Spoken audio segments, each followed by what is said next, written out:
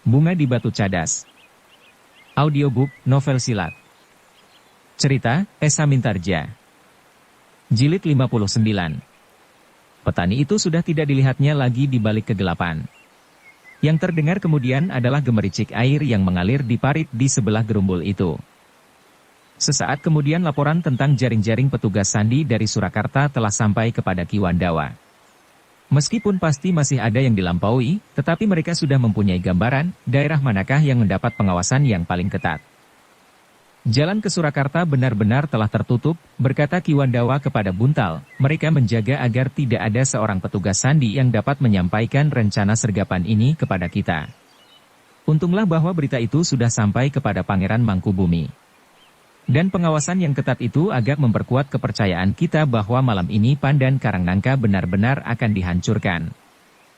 Setelah Ki Wandawa mendapat bayangan jaring-jaring pengawasan petugas-tugas sandi dari Surakarta, maka ia pun segera memerintahkan menyiapkan perempuan dan anak-anak. Kalian harus segera meninggalkan padukuhan ini, berkata Ki Wandawa kepada mereka, bawalah barang-barang yang penting saja. Perempuan dan anak-anak menjadi terlalu sibuk. Beberapa orang anak kecil menangis di dalam dukungan ibunya. Tetapi mereka harus pergi untuk keselamatan mereka, karena yang akan datang di utara pasukan Surakarta adalah Kumpeni. Sepasukan pengawal akan menyertai kalian, berkata Ki Wandawa kemudian, yang lain akan menyusul kemudian. Kalian tidak akan pergi ke Sukawati. Tetapi kalian akan ditempatkan di tempat yang sudah kami tentukan. Kalian akan mengetahuinya setelah kalian berada di tempat itu besok. Perempuan dan anak-anak itu tidak bertanya. Mereka mengerti bahwa tempat itu masih dirahasiakan untuk kepentingan keselamatan mereka sendiri. Setelah semuanya siap, maka sepasukan pengawal telah berjalan mendahului. Kemudian disusul dengan sebuah iring-iringan yang panjang, yang berjalan tanpa obor di dalam kegelapan, didampingi oleh beberapa orang pengawal pula. Di bagian belakang dari iring-iringan itu pun diiringi pula oleh sekelompok pengawal yang siap untuk melindungi perempuan dan anak-anak itu apabila terjadi sesuatu di perjalanan. Sementara perempuan dan anak-anak meninggalkan padukuhan Pandan Karangnangka, maka Pangeran Mangkubumi memimpin sendiri pasukannya untuk menghadapi sergapan prajurit-prajurit Surakarta dan terutama Kumpeni. Kita berada di luar padukuhan, perintah Pangeran Mangkubumi kepada pasukannya, kita akan menunggu sampai prajurit Surakarta mengepung Pandan Karangnangka. Kita akan melihat bagaimana mereka merayap masuk. Kemudian baru kita akan menyerang mereka. Kita tidak akan terlibat dalam perang yang besar. Kemudian kita akan mengundurkan diri. Sepanjang pengejaran itulah pasukan dari Sukawati harus siap.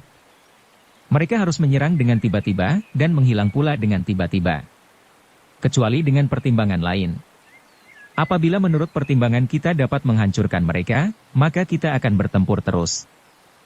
Demikianlah setelah pasukan Pangeran Mangkubumi siap, mereka pun segera meninggalkan padukuhan. Tetapi mereka dengan sengaja tidak memadamkan lampu-lampu dan obor-obor di gardu-gardu. Bahkan mereka dengan sengaja meninggalkan 1-2 orang yang ditugaskan untuk memukul kentongan dengan nada darah muluk. Sekedar memberi pertanda waktu dalam keadaan aman dan tenang. Ternyata perhitungan waktu Pangeran Mangkubumi hanya berselisih sekejap. Tepat pada saat pasukannya meninggalkan Pandan Karangnangka, sepasukan yang besar dan kuat telah mendekati padukuhan itu. Namun pasukan Pangeran Mangkubumi dapat menghindarkan diri dari pengamatan para petugas sandi dari Surakarta, sehingga ketika pasukan Surakarta mendekati Pandan Karangnangka, mereka sama sekali tidak mengira bahwa padukuhan itu telah kosong. Apalagi karena mereka masih melihat obor-obor yang tetap menyala di sudut-sudut desa dan di gardu-gardu. Bahkan rumah-rumah yang nampak dari kejauhan masih juga diterangi nyala lampu minyak di regol-regolnya. Dalam pada itu, Pangeran Mangkubumi yang memimpin sendiri pasukannya, telah membawa mereka ke sebuah padukuhan kecil yang tidak begitu jauh dari Pandan Karangnangka. Sebuah bulak pendek telah memisahkan kedua padukuhan itu, sehingga setiap perkembangan keadaan, Pangeran Mangkubumi dan pasukannya akan segera mendengar laporan dari para pengawas. Ketika kentongan dengan nada darah muluk terdengar dari jantung padukuhan Pandan Karangnangka, maka senapati perang yang memimpin pasukan Surakarta itu pun menarik nafas dalam-dalam. Pandan Karangnangka agaknya masih diliputi oleh suasana tenang. Mereka tidak menyadari apa yang akan terjadi sebentar lagi atas padukuhan itu, berkata seorang perwira kumpeni kepada kawannya, aku ingin melihat padukuhan itu dibakar habis dengan segala isinya. Kawannya mengangguk-angguk. Tetapi katanya kemudian, banyak orang-orang pribumi yang cantik. Barangkali 1-2 orang perempuan masih kita perlukan. Perempuan desa yang kotor, di kota masih banyak perempuan yang bersih dan cantik. Kawannya tidak menjawab. Mereka merayap maju semakin dekat. Dengan isyarat yang sudah ditentukan, maka pasukan Surakarta itu pun berhenti beberapa pula tonggak dari Pandan Karangnangka. Kemudian para senapatinya berunding sejenak untuk menentukan langkah terakhir. Kita bergerak mulai sekarang, berkata senapati perang. Yang lain tidak menyatakan pendapatnya. Sebentar lagi fajar akan menyingsing, sehingga Pandan Karangnangka benar-benar harus sudah dikepung. Setelah mendengarkan penjelasan dari beberapa orang petugas sandi yang mendahului pasukan itu, maka Pangeran Yudakusuma pun menentukan sikapnya. Kita akan memasang gelar. Gelar yang paling baik adalah gelar supit urang. Kita akan menempatkan pasukan berkuda di ekor gelar, dan senapati pengapit akan berada di sapit kiri dan kanan. Kemudian pasukan cadangan akan berada di perut dan sementara itu, beberapa kelompok akan berada di hadapan gelar supit urang untuk menahan pasukan lawan yang akan mengundurkan diri. Pangeran Ranakusuma dan Tumenggung Sindura mengangguk-angguk. Sedang seorang perwira kumpeni bertanya, di mana kami kau tempatkan? Kita ada di ujung gelar. Kita adalah kepala dari gelar supit urang itu. Dari mana kita melakukan gerakan pertama? Bertanya kumpeni itu pula. Ia sudah mengerti serba sedikit tentang gelar supit urang. Dan ia pun dapat melihat manfaatnya meskipun bagi kumpeni ada beberapa bagian yang sebenarnya tidak perlu, apakah kita akan melakukan gerakan pertama dari kepala atau justru dari sapit kedua belah pihak. Pangeran Ranakusuma yang mendengar pertanyaan itu memandang Pangeran Yudakusuma dengan tajamnya. Pangeran yang cerdik itu tentu mempunyai perhitungan yang menguntungkan bukan saja bagi seluruh gelar, tetapi juga bagi dirinya sendiri. Dan jawaban yang diduga itu pun terloncat dari mulut Pangeran Yudakusuma, gerakan akan dimulai dari kedua sapit gelar kita untuk mendorong lawan masuk ke dalam jebakan yang lebih dalam. Ketika perwira kumpeni itu mengangguk-angguk, maka Pangeran Ranakusuma tersenyum di dalam hati. Bagaimanapun juga tatak dan beraninya Pangeran Yudakusuma, tetapi ia masih menempatkan senapati pengapit pada kedudukan yang paling berat menghadapi Pangeran Mangkubumi secara pribadi. Tetapi Pangeran Ranakusuma tidak memberikan tanggapan apapun juga. Apalagi seluruh pasukan itu mengetahui bahwa orang yang paling seimbang untuk berhadapan secara pribadi dengan Pangeran Mangkubumi adalah Pangeran Ranakusuma. Jika ada beberapa kekurangan pada Pangeran Ranakusuma, maka senapati-senapati yang mendampinginya akan dapat mengisi kekurangan itu. Orang kedua adalah justru Tumenggung Sindura. Dengan pengawal-pengawalnya yang kuat ia akan dapat dihadapkan kepada Pangeran Mangkubumi apabila kebetulan Pangeran Mangkubumi ada di sayap kanan. Sedang apabila Pangeran Mangkubumi langsung menghadapi induk pasukan, barulah Pangeran Yudakusuma dengan perwira-perwira kumpeni yang bersenjata petir akan melawannya. Karena tidak ada tanggapan apapun, maka Pangeran Yudakusuma segera memutuskan untuk melakukan gerakan terakhir mendekati Pandan Karangnangka. Mereka harus menyerang sebelum fajar dengan gerakan yang tiba-tiba dan sekaligus untuk menghancurkan semua kekuatan induk Pangeran Mangkubumi. Jika kekuatan induk itu sudah hancur, maka kekuatan yang lain tidak akan banyak berarti. Kekuatan Pangeran Mangkubumi di Sukawati bukan merupakan kekuatan yang sulit untuk dikuasai. Pangeran Mangkubumi ingin mengelabui Surakarta dengan menempatkan kekuatannya di sini, berkata Pangeran Yudakusuma, ia tentu mengharap serangan yang pertama justru menuju ke Sukawati. Tetapi ia tidak dapat menipu ketajaman pengamatan pasukan sandi Surakarta. Demikianlah pasukan Surakarta itu bergerak dengan tertib. Setiap isyarat dapat mereka terima dan dapat mereka mengerti sehingga karena latihan-latihan dan pengalaman yang matang maka gerakan yang harus mereka lakukan berjalan dengan cepat sesuai dengan yang dikehendaki oleh Pangeran Yudakusuma. Dengan demikian maka sejenak kemudian Pandan Karangnangka telah benar-benar terkepung. Tidak ada lubang seujung jarum pun yang akan dapat ditembus. Tidak ada orang yang akan dapat lolos dari jaring-jaring kepungan yang teratur dan mapan. Namun sebenarnya lah bahwa Pandan Karangnangka telah kosong. Orang yang terakhir, yang memukul kentongan dengan nada darah muluk pun telah meninggalkan padukuhan itu. Dalam pada itu, pasukan yang telah mengepung Pandan Karangnangka itu pun menunggu sejenak. Pangeran Yudakusuma telah memerintahkan kepada setiap senapati pengapit, senapati yang lain dan pemimpin-pemimpin kelompok, untuk memperhatikan isyarat yang sudah ditentukan. Jika ayam jantan mulai berkokok di Padukuhan Pandan Karangnangka, maka semua orang di dalam pasukan Surakarta itu harus mempersiapkan diri, karena sebentar kemudian senapati tertinggi di dalam pasukan itu akan menjatuhkan perintah untuk menyerang. Sementara itu, pasukan Pangeran Mangkubumi yang telah berada di padukuhan yang lain, mengikuti perkembangan keadaan dengan seksama. Petugas-tugasnya selalu mengamati medan dan mengirimkan laporan kepada Pangeran Mangkubumi. Ki Wandawa adalah orang yang paling sibuk pada saat itu. Ia harus menerima laporan yang dilihat oleh petugas-tugasnya, kemudian mengurai dan mengambil kesimpulan-kesimpulan. Kesimpulan-kesimpulannya itu pun disampaikannya pula sebagai pertimbangan kepada Pangeran Mangkubumi. Buntal yang ada di dekat Ki Wandawa mengikuti kesibukannya dengan berdebar-debar. Ketika ada kesempatan maka Buntal pun memberanikan diri untuk bertanya, "Ki Wandawa, apakah mereka takkan menyerang Pandan Karangnangka setelah siang?" "Kita belum mendapatkan tanda-tanda," sahut Ki Wandawa. "Jika demikian, apakah kita tetap pada rencana kita untuk menyerang mereka dan menghilang? Di siang hari gerakan itu agak sulit dilakukan." "Tidak. Sama sekali tidak. Kita akan menghindari ke tempat yang sudah ditentukan. Sementara pasukan dari Sukawati sekarang sudah siap menunggu di sebuah tikungan untuk menjebak mereka. Tetapi mereka pun harus segera menarik diri dan menghilang. Bagaimana jika mereka mengejar terus? Kita bukan sekedar lari. Kita memberikan perlawanan sambil menarik diri. Kita berpendapat bahwa mereka tidak akan berani mengejar terus setelah pasukan dari Sukawati menyerang mereka. Bahkan seandainya mereka mengejar kita, kitalah yang akan mengambil peranan di dalam pertempuran itu. Dari beberapa laporan kami sudah dapat mengirakan berapa besar pasukan mereka. Pasukan itu terlampau besar. Jumlah kita cukup banyak untuk melawan mereka, karena merekalah sebenarnya yang tidak mengetahui jumlah pasukan kita yang sebenarnya. Meskipun sebagian dari pasukan kita adalah orang-orang yang baru sedikit mendapatkan ilmu keprajuritan, tetapi sebagian yang lain adalah orang-orang yang sudah mendapat tempaan yang dapat dipercaya. Kecuali itu, mereka pun didasari oleh hasrat berjuang yang menyala-nyala, sehingga mereka akan merupakan kekuatan yang tangguh." Buntal mengangguk-angguk. Sebenarnya lah bahwa jumlah pasukan Pangeran Mangkubumi cukup besar. Apalagi apabila pasukan dari Sukawati telah terjun pula ke medan perang. Meskipun demikian Buntal menjadi berdebar-debar ketika langit menjadi semakin merah. Apalagi ketika Ki Wandawa pun kemudian berkata, "Buntal, kau dan adikmu tetap bersama aku. Mungkin aku memerlukan tenagamu setiap saat." Buntal mengangguk. Ia sadar bahwa ia tidak termasuk dalam kelompok yang manapun juga di Pandan Karangnangka karena ia sebenarnya berada di Sukawati.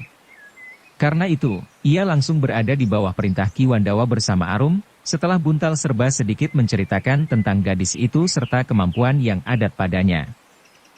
Demikianlah maka saat-saat menjelang ayam jantan berkokok di dini hari menjelang fajar, merupakan saat-saat yang sangat tegang. Baik bagi prajurit-prajurit Surakarta dan kumpeni yang mengepung Pandan Karangnangka, maupun bagi Pangeran Mangkubumi yang menunggu kapan prajurit-prajurit Surakarta mulai bergerak. Kita akan menyerang mereka, sesudah mereka mulai dengan sergapan mereka, sehingga perhatian mereka sebagian besar tertuju kepada pusat pertahanan yang mereka duga masih ada di Padukuhan Pandan Karangnangka, berkata Ki Wandawa kepada Buntal. Pangeran Mangkubumi sendiri akan memimpin sergapan itu. Aku harus mengikutinya. Dan kau berdua bersama aku di medan. Buntal dan Arum mengangguk. Ingat. Kalian tidak boleh lupa sebutan sandi, jika kau berada di antara kelompok-kelompok yang belum kau kenal dan terpisah daripadaku, kau harus dapat menjawab panggilan sandi itu. Apakah kau ingat? Ya Ki Wandawa. Aku harus menjawab setiap panggilan sandi dengan kata bandang. Ya. Banjir dan kau jawab bandang. Jangan keliru. Sebab sepatah kau tergelincir, dadamu akan tertembus ujung tombak kawan sendiri. Arum mengerutkan keningnya. Ia belum pernah berada di medan yang sesungguhnya.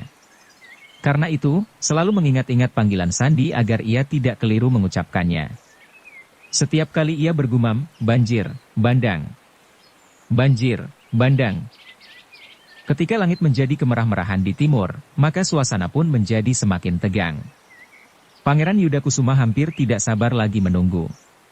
Seakan-akan waktu berjalan terlampau lamban.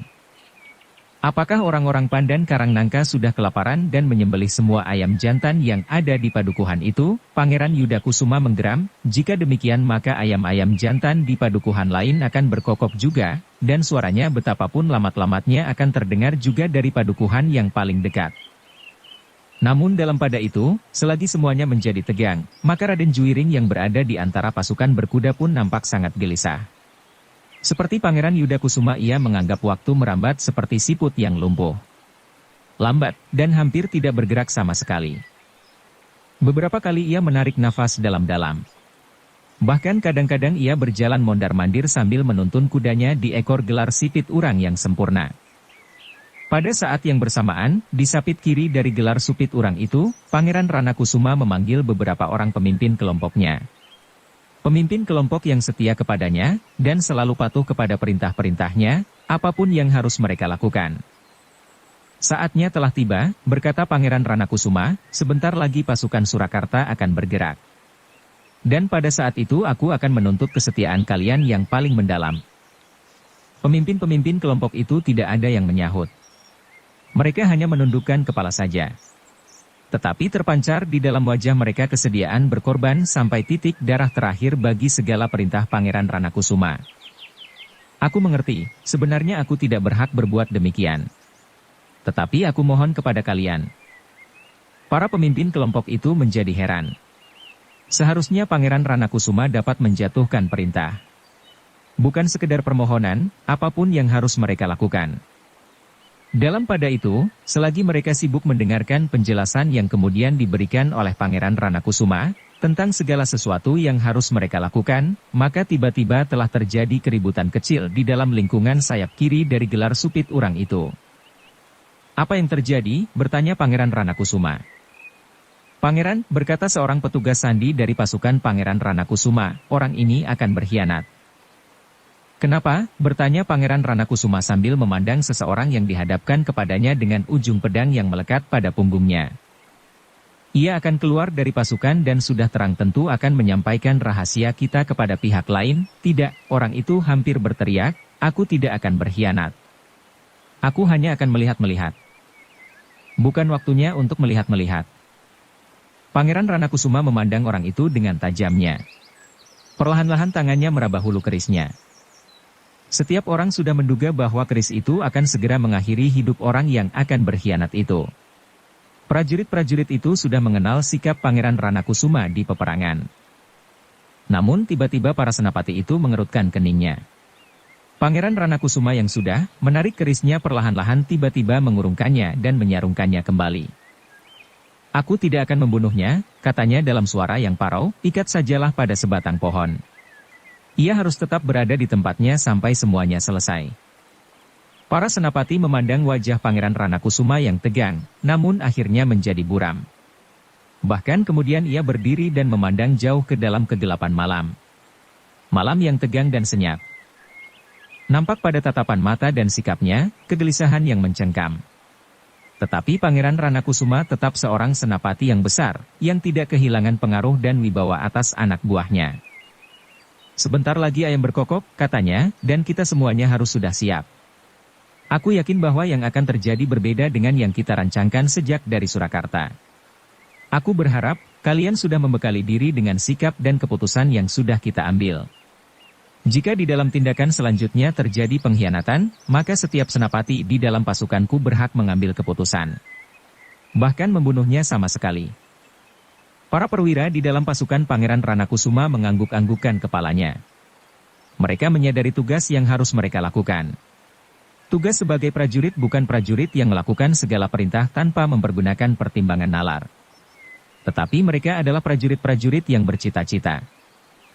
Sejenak kemudian, saat yang dinanti-nantikan itu pun datang mula-mula yang terdengar adalah kokok ayam jantan di padukuhan tetangga. Lamat-lamat, tetapi hampir setiap orang di dalam gelar supit urang itu mendengar. Apalagi kemudian setiap ayam jantan di padukuhan Pandan Karangnangka berkokok pula. Sesaat kemudian terdengarlah aba-aba hampir di seluruh kelompok di dalam gelar supit urang. Pangeran Yudakusuma berdiri dengan sebatang tombak di tangannya. Tunggul kerajaan yang dibawa berada di dalam genggaman prajurit-prajurit pilihan dengan pengawalan yang kuat.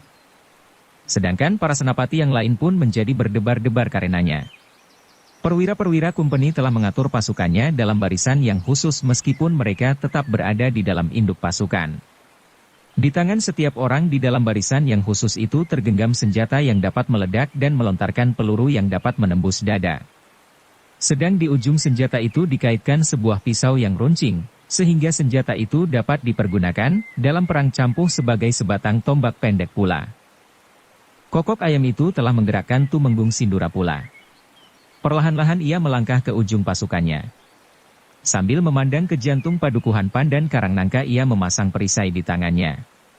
Adalah menjadi kebiasaannya di medan perang mempergunakan sebuah perisai yang tidak begitu besar dan sebilah pedang di tangan kanan. Dalam keadaan yang paling gawat sajalah ia akan menarik keris pusaka kebanggaannya. Ternyata kokok ayam itu telah menggetarkan jantung Pangeran Ranakusuma. Di medan perang yang manapun ia tidak pernah merasa gelisah seperti saat ia mendengar kokok ayam jantan di padukuhan Pandan Karangnangka itu. Namun ia masih dapat menguasai dirinya sebagai seorang senapati yang besar. Sekilas Pangeran Ranakusuma memandang langit yang kemerah-merahan. Rasa-rasanya ia masih ingin melihat matahari terbit. Rasa-rasanya untuk selanjutnya ia tidak akan dapat melihatnya lagi. Ah, desisnya, aku sudah pernah berada di peperangan berpuluh kali. Aku akhirnya dapat melepaskan diri dari maut. Sekarang, kenapa aku menjadi gelisah? Tetapi kegelisahan di dadanya itu tidak dapat diusirnya. Sejenak Pangeran Ranakusuma masih berdiri tegak. Angin di dini hari yang sejuk mengusap wajahnya yang tegang. Sekilas Pangeran Ranakusuma teringat kepada anak gadis yang ditinggalkannya. Namun kemudian ia menggertakkan giginya sambil menggeram, di medan ini ada Juwiring. Ia harus menjadi senapati yang pilih tanding kelak.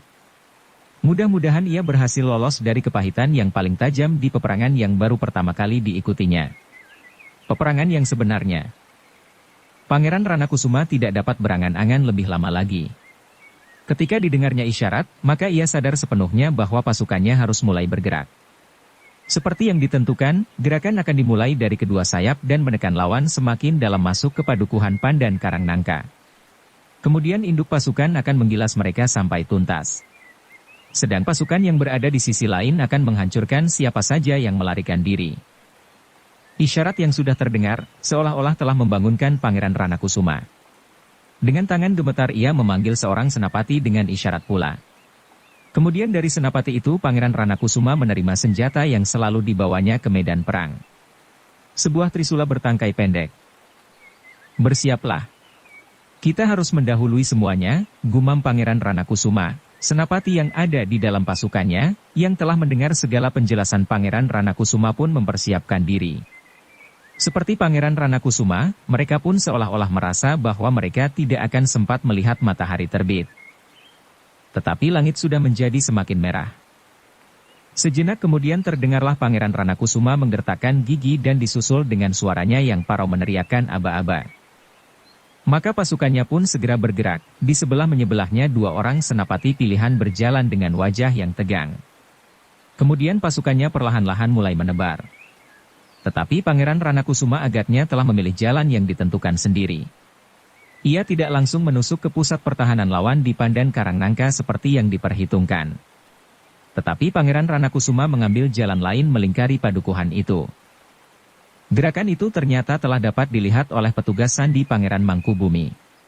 Dengan tergesa-gesa seorang di antara mereka segera melaporkannya kepada Ki Wandawa, bahwa pasukan Surakarta dan kumpeni sudah mulai merayap mendekati Pandan Karangnangka dalam gelar yang sempurna. Laporan itu pun sejenak kemudian telah sampai pula kepada Pangeran Mangkubumi. Ki Wandawa sendiri menghadap untuk memberikan pertimbangan-pertimbangannya. Kita harus cepat bergerak.